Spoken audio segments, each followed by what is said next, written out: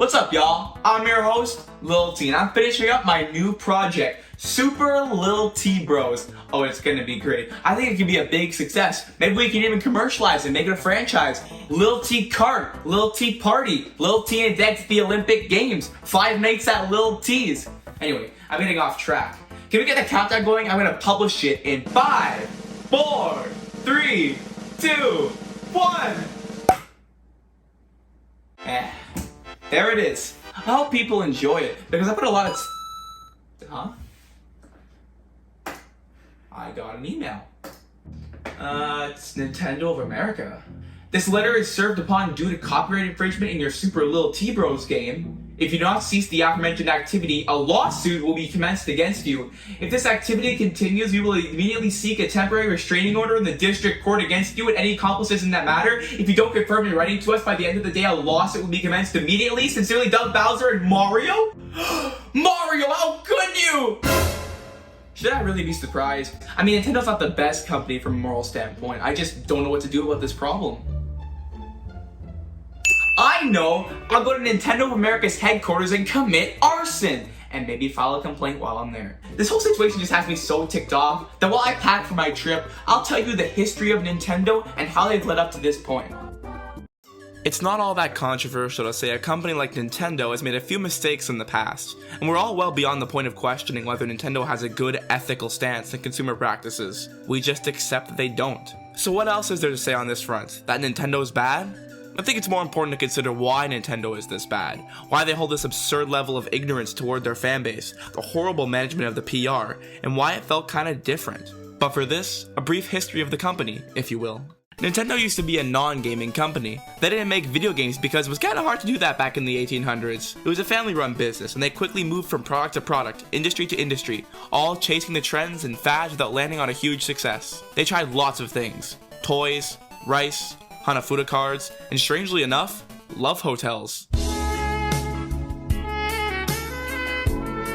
Then, the gaming era began, and Nintendo had found its niche. The games got popular, time passed, and Nintendo was at the top of the industry. From this vantage point, they asserted their dominance in order to suffocate the competition and force creators to accept their laughably bad terms. Nintendo in these glory days was a little more of a stream of anti-consumerism and antitrust actions that harmed everybody except for themselves. Instead, they just didn't care about consumer interests, electronics, or video games. They didn't even care about the people who were making the games for the products they sold. All they cared about was one metric: growth. For 100 years, Nintendo was really in the business of making money, whatever it took to do that. Gaming was just another way to get in on that. If the industry happened to come crashing down in 5 or 10 years, surely they would have just moved on to something that was more profitable.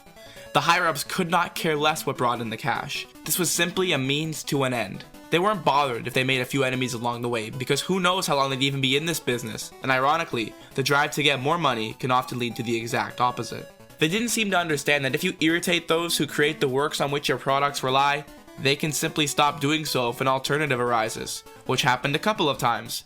Sega actually took a huge chunk out of Nintendo, and then later, Sony absolutely destroyed them. Nintendo was despised by developers, and each generation of consoles seemed to make things even worse. A good example of this would be the Nintendo 64. It was very controversial when Nintendo went with cartridges over CD-ROMs. While Nintendo gave several reasons why they made this decision, including faster load times, I believe the true reason was money. As you can see, a CD-ROM holds a lot more information than a cartridge, and it's a lot cheaper to make. But at the same time, Nintendo themselves are the only authorized party that can produce these cartridges. Developers would have to go through them and pay these outrageous fees. CDs were more open and cheap, and Nintendo couldn't squeak out the same level of royalty fees from those who wanted to make games for the platform. CDs would have been the better choice for the consumer and the developers, but Nintendo loses a little bit of money for those licensing fees. So while the competition tries to appease third parties and get them on the platform, Nintendo relies on itself and makes the product worse. While many might have nostalgia for this time period of Nintendo, it really wasn't a good time. They were once the king of this newfound industry, but they are now far behind the leaders. I figured out my map, and it's only 36 hours away. I just gotta get packing. Alright, sunscreen so you don't get burnt. Toothbrush and toothpaste because smelly breath is not good. My shaver because I'm a grown boy. Some nice clothes because it's illegal to not be wearing clothes. The disembodied corpse of Toad. My entire game collection. I think that's it. You know what though? I'm still not feeling very vacation-y. I need a special outfit. Whew.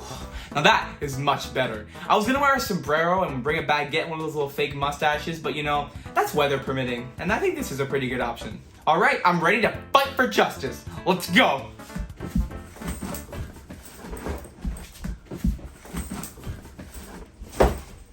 A few inches later.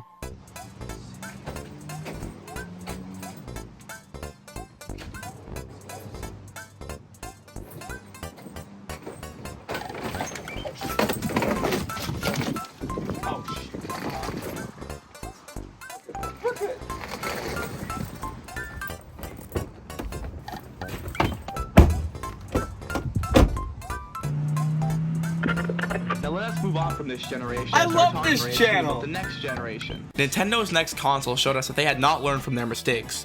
While the GameCube would use discs, it would not use the real DVD format, instead using a non-standard, smaller, proprietary Nintendo disc. This made it harder to pirate games and also allowed Nintendo to avoid traditional DVD licensing fees, but it also meant it could hold substantially less data than the competition. Nintendo saves a bit of cash and it's worse for developers and the overall product. After so many years of this, the developers again just weren't willing to scale down their games to accommodate Nintendo. I mean, they've already tried it before, and soon enough, Nintendo's president stepped down.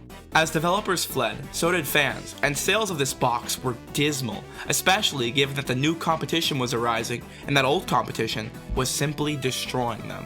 This would be the point in another timeline where Nintendo would simply give up. Sales had been declining generation after generation, and it was only a matter of time before Nintendo follows Sega's lead and retired from the business. But they didn't, obviously, because a new Nintendo was about to be born, the Iwata era. But before I get into that, I want to explain something about how businesses are led. While a president doesn't make every decision, they can lead to a company's overall success or failure. There are two kinds of CEOs, those who have a background in business and those who have a background in, well, the thing their business runs off of. A guy goes to college, majors in business, and goes from company to company trying to boost profits because that's what they know the alternative is. It's best to hire an engineer who understands the product inside and out and the industry as a whole, and have them try their hand at leading the company. There's a time and place for both of these kind of leaders, but it entirely depends on what the industry is. In the toaster industry, for example, you probably wouldn't gain much by having the lead engineer of said toaster run the general day-to-day operations of the company. After all, the product is just a toaster. If it makes toast and it's not too expensive, it's all good. The day-to-day operations of a toaster company are not subject to much scrutiny. If a major blunder occurred, a recall would be issued and people would quickly forget. It makes more sense to have a business-minded person here solely to reduce costs and increase profits. But in games, this type of leadership rarely works out well. If a company does something crappy in the game industry, like trying to squeak out more cash from a customer without good reason, people notice, and people don't forget. Misunderstanding the platform-developer relationship can destroy a company, as it did in Nintendo's case. Every decision within the company would be based on evaluating risks, costs, and rewards over every other variable, like keeping consumers happy and keeping developers on board. These were seen as non-essential because they weren't as immediately important to stock value or growth within the business world. Nintendo had a short-term strategy and a mindset that just didn't work for them, and this is why the guy they got to lead the company afterward was such a perfect fit. Yes, instead of the traditional business ruts, it was a man who majored in computer science, a guy who helped in the development of many Nintendo games. Satoru Iwata, the one and only. On the marketing and business front, we have another figure, the ever-magnificent Reggie Fils-Aimé. Reggie was a guy with a business background set to lead Nintendo of America, but his business background was far more suited to the gaming scene than most others. Before this, he worked in entertainment and at Pizza Hut, which has a lot more to do with this kind of stuff than you'd think. Good PR is important in these industries, not like in utilities or finance or whatever. You have to manage public expectations and you can't just go for the quick cash grab without turning away customers. Remember this for later. And so in this era, Nintendo would come out with its most successful grandma toy, the Wii. I would like to add that I have no idea what I'm doing and I don't have my license. Also, what do those red octagons mean? Whoa! I feel like a melee player with all these people I'm avoiding. And thankfully so, or else my insurance rates would be the same number as the amount of Wiis sold. The Wii would be released to a critical and commercial success, but with that, Nintendo would start going down a rocky road. Not with the Wii itself, but rather the decisions around it. When other companies were doing new things like online gaming, DLC, microtransactions, and smartphone games, Nintendo was trying to stick to their formula of doing it first or not at all. They only added online gaming with the Wii, and it was meh at best and laggy at worst. That being said, the Wii still had great games: Mario Kart Wii, Brawl, Wii Sports, Skyward Sword, Galaxy, Galaxy 2, DK Country Returns, Kirby's Epic Yarn, Our Lord and Savior, Wii Fit Plus. This was peak Nintendo popularity, easily their biggest spike in relevance since the NES. But now I want to move on to my favorite disappointment, Kraft Peanut Butter. I mean the Wii U. The Wii U was the opposite of its predecessor, being a critical and commercial failure. It had great games, but too many factors led to it being a bomb, such as its poor advertising, lack of games at launch, minimal third-party support, and a hefty price tag. However, that's not what I want to focus on, as this is mostly about Nintendo's moral decisions. Let's go back to 2013. The Evolution Championship Series, also known as EVO, is arguably the biggest and most prestigious fighting video game tournament series in the world. It is also the largest and longest running fighting game tournament ever. Think of it as the Super Bowl of games like Street Fighter, Mortal Kombat, and Super Smash Bros. EVO 2013 was an interesting tournament, specifically for Super Smash Bros. Melee. The EVO 2013 tournament organizers decided to hold a fundraising campaign to determine which fighting game would qualify for the final spot in the main EVO lineup. Whichever community raised the most money for its game, that game would be played on the main stage at EVO 2013, with all its proceeds going to breast cancer research. The Melee community gathered its resources, broadcasted live streams, and enlisted the help of well-known community members. There was a 6-hour live stream dedicated to raising awareness and funds for the donation drive. Since people began hosting Smash tournaments, Nintendo has been opposed to people playing their games competitively. They want their game to be played the way they designed it to be played, as a 4-player party game where their goal was to have fun, not to win. Since the potential of esports as an industry was only just beginning to be understood at the time, Nintendo had no interest in pursuing or even supporting the competitive side of Super Smash Bros. At all. They wanted so badly to suppress it that they designed the next game in the series, that being Brawl, to be anti-competitive. And there are so many reasons why Brawl was not a rich or complex game competitively compared to Melee, including a mechanic that involves your character randomly tripping and falling over to reduce the skill gap, stuff like that. But don't get me started on Brawl, that's a whole nother conversation. Several months after Melee had been confirmed as the main event for EVO 2013, Nintendo reached out to EVO co-founder Joey Kruller in order to have their Smash Bros. Portion of the tournament shut down. Not only did they not want their game live streamed, Nintendo's goal was that EVO not run the Melee tournament at all. There was nothing Kruller could do about Nintendo's decision. He said, "It's their IP, they can do whatever they want, and they didn't present us with any other options to keep it open." The EVO tournament organizers were able to convince Nintendo to allow the tournament to be held, but they still weren't allowed to live stream it. Once EVO agreed that Melee would not appear in their live stream, the fans were not happy and voiced their opinions on the matter. After a short time, Nintendo decided to allow EVO to stream Melee because of all the immense backlash from the community. This incident has been heavily publicized, but it wasn't the first time Nintendo tried to back out of a Smash tournament. In 2010, MLG hosted their one and only tournament for Brawl, a tournament that was never seen by anyone outside of the venue. Nintendo refused to allow MLG to stream the event, and unlike the case with Melee a few years later, Brawl's stream was never reinstated. Nintendo's hatred for competitive play is something not seen by practically any other big-name game developer. It's common practice in the industry today for developers to bankroll big tournament pots because it's fairly well understood that a healthy competitive scene contributes to a more engaging product for all players. While most esports competitors compete for prize pools in the hundreds of thousands of dollars, Smash players are just lucky to be able to play at all. Nintendo is not only apathetic towards competitive Smash, but it's also frequently malicious. 2013 saw the release of Project M, an incredible modded version of Brawl which combines its existing roster with Melee's mechanics. Over the next couple of years, Project M tournaments grew in popularity to be on par with Melee in viewership and attendance. Then, at the end of 2015, the mod was suddenly and mysteriously abandoned by both developers and tournament organizers. Years later, it was revealed that at the time, Nintendo was toying around with sponsoring an official competitive circuit, which, for those who aren't aware, is where players compete in tournaments at a series of venues during a set period of weeks or months, almost like a tour. However, for this to happen, Nintendo mandated that Project M be disregarded completely before moving forward. Despite major support from Twitch and Red Bull, Nintendo dragged the community along for 3 years before abandoning the prospect entirely with the release of Smash Ultimate. Smash would never get an official pro circuit, and Project M was sacrificed for nothing. By the beginning of 2020, the Smash community had finally secured enough funds to organize their own competitive circuit, independent of Nintendo. But as we all know, 2020 had other plans. Speaking of which, let's talk about the big house. The Big House originated as a Midwest regional tournament for Smash Bros. Before evolving into one of the largest individual tournaments for the franchise. The Big House continued on a yearly basis until COVID-19 forced the tournament to go online. At the same time, a fan-created project called Slippy received an update to allow for online matchmaking. Slippy was basically used to make quality of life improvements to Melee, and this update would allow the game to thrive in a time where players could not gather together to play in person. On November 19, 2020, the organizers of the event announced that they were issued a cease and desist on the grounds that their method of playing Melee involved the use of illegally copied versions of the game, alongside the use of Slippy, calling it a mod for the game. However, Slippy is not a mod for the game itself, but rather a project fork that runs off of the Dolphin emulator. Emulation is also not an illegal act, with players citing their usage of their own purchased copies of Melee. As a result, the organizers were forced to cancel both events.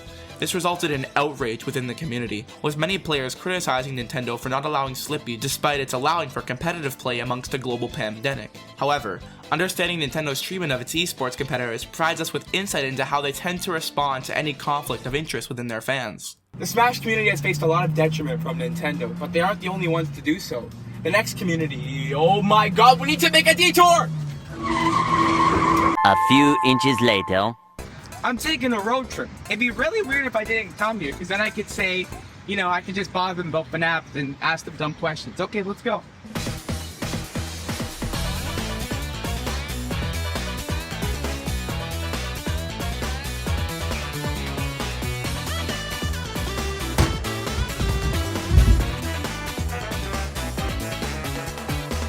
Wouldn't it be crazy if I got 500?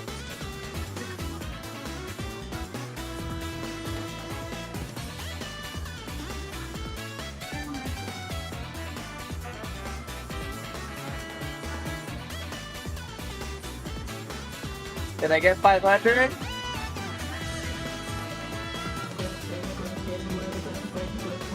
It's a high-speed thrill ride.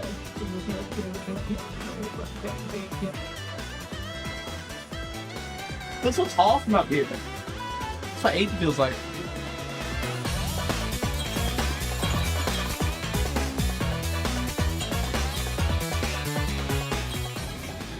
What do you think? Does it look jagged? Looks fresh? Okay. You're it for now, Chucky. Good evening, Mr. Chucky. How's it going? Alright. Alright, you man. Oh, okay. Yeah. Alright. Thanks, sir. Have a good day.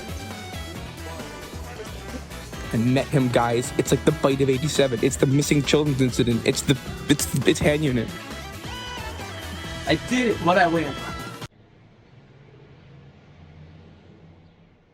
I got the Chucky plushie.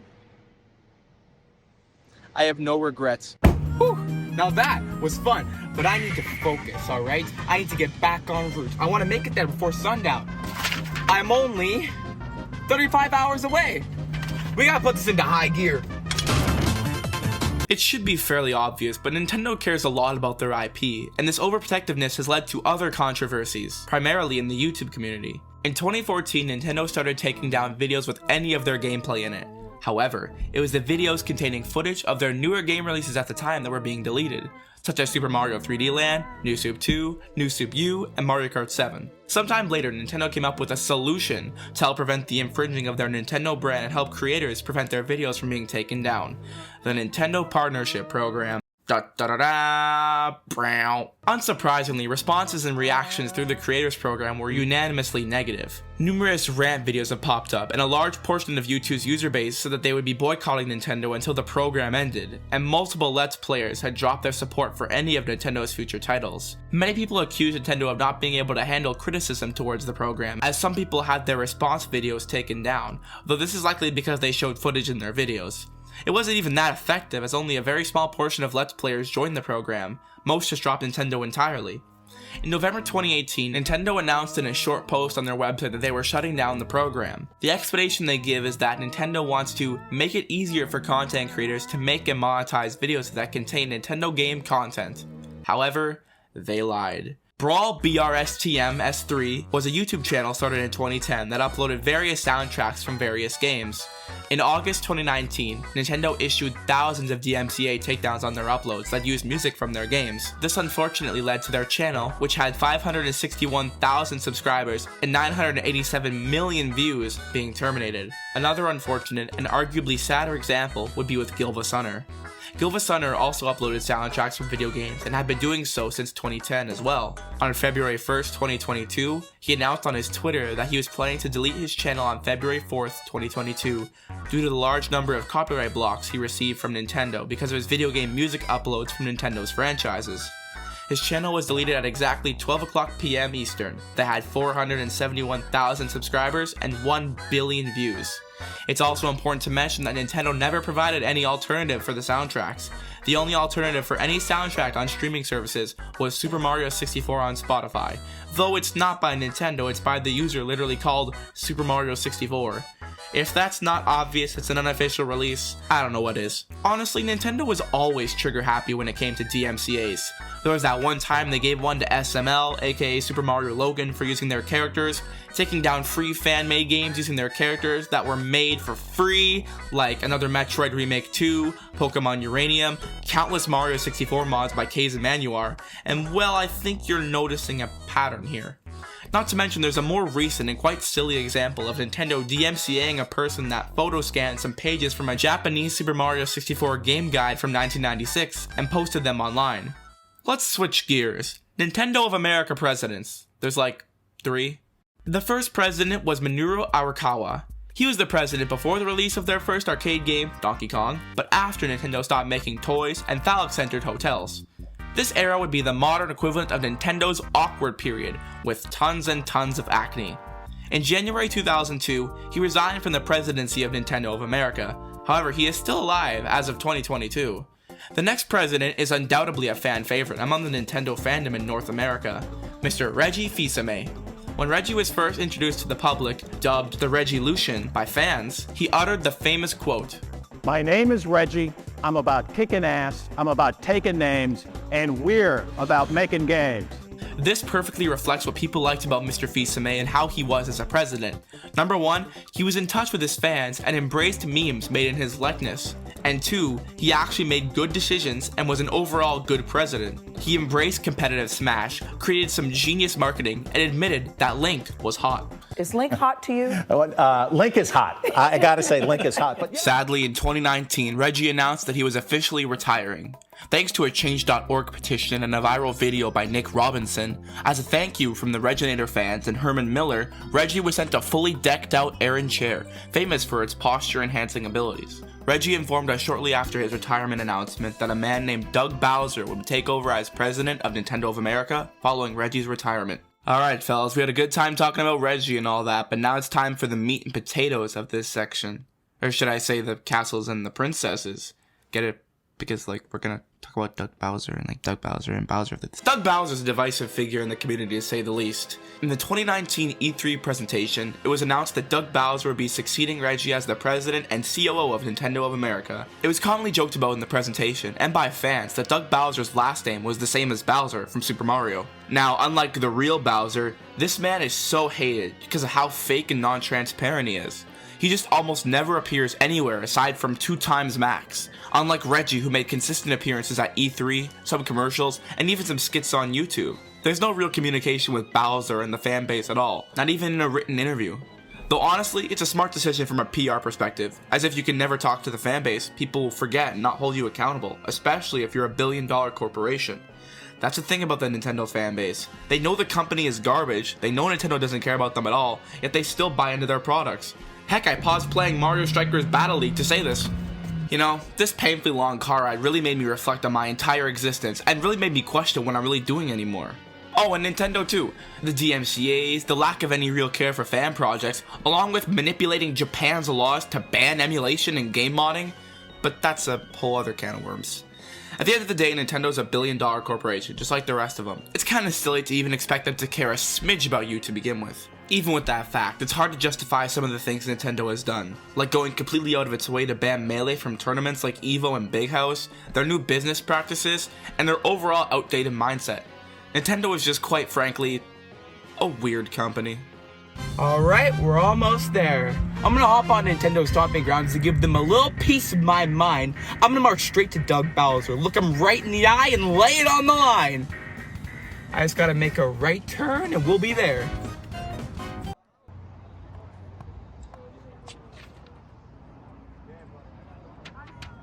Had the map upside down. Well, I guess I'm just gonna get sued. I'm sure that sponsor I had a while back will come handy against that billion-dollar corporation's lawsuit. But while I'm here in Vegas, why not risk my entire life savings? I love being in debt. It's my favorite pastime. You know what they say, what happens in Vegas needs to be shown to everybody. I've been your host, Lil T. I'll see you guys next time.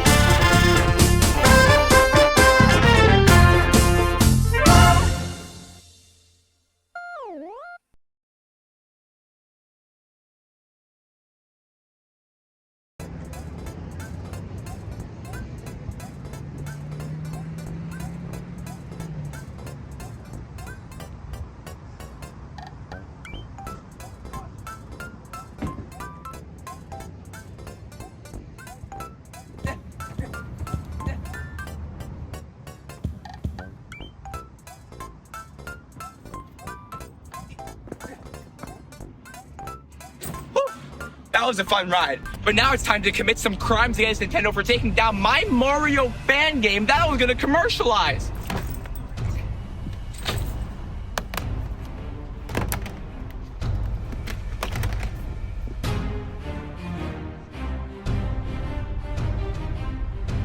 Why did I bring this?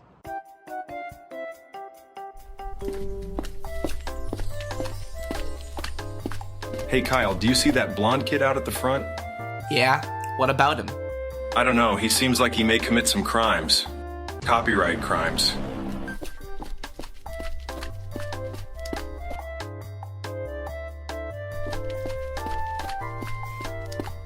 Well, sir, I don't know what you're talking about. He seems to just be getting ready for something. Well, Kyle, I guess you're right.